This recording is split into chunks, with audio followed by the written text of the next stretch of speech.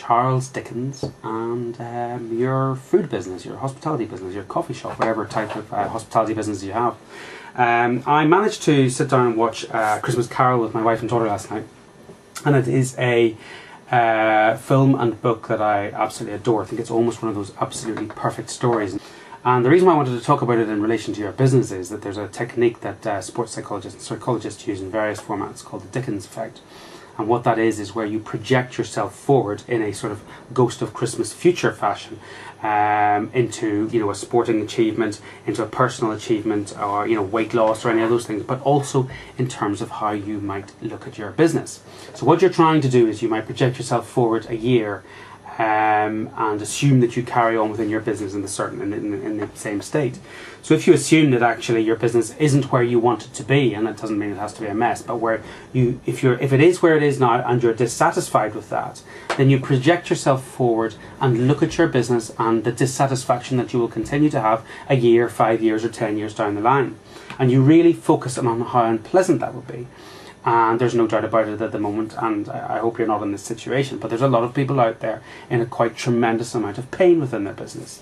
So if that continues, if you continue within your business in that way for the next year, you kind of are just perpetuating that pain. And to an extent, if you look at your cash flows and work out that you could be bust by this time next year, you really focus on that. So you focus on how deeply unpleasant it will be to not change your behaviour, to not do the Scrooge where you change your behaviour and suddenly become a nice guy and buy the turkey and all the usual stuff that was on the film. So the flip side of that is then what you do is you focus on making those changes within your business, whatever they may be. You focus on finally controlling, the wage cost or the food cost, or focusing on marketing.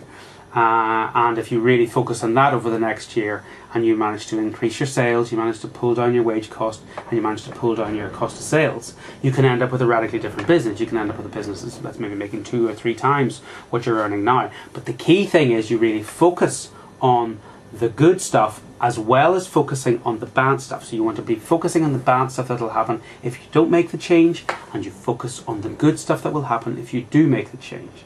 Now it requires a little bit of sitting down with your accounts, with the last week's sales, and looking at it with a really truthful and honest mind and an honest perspective, and then thinking, what do I need to do? And if that's marketing or whatever it is, you then look for the solutions for that. Now we've got quite a lot of resources that we're coming up soon that would hopefully be able to help you with that.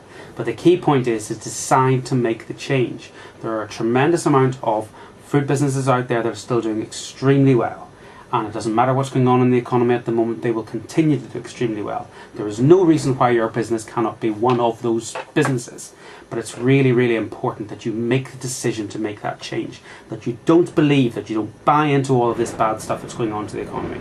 That you don't just believe that it's all going to go the right way. Is that you take the steps, whether it's marketing based, whether it's management based, whether it's controlling your staff, whatever they are for your business. You take those steps now and make a commitment now that this time next year you're not going to be in that position. You're not going to be bust. You're not going to be scraping along with all of those other folk who will be scraping along. That you will be one of the businesses that is not scraping along, that is absolutely thriving within that. So give it a go and let us know how you're getting on, and let us know if we can be of any help. Thank you.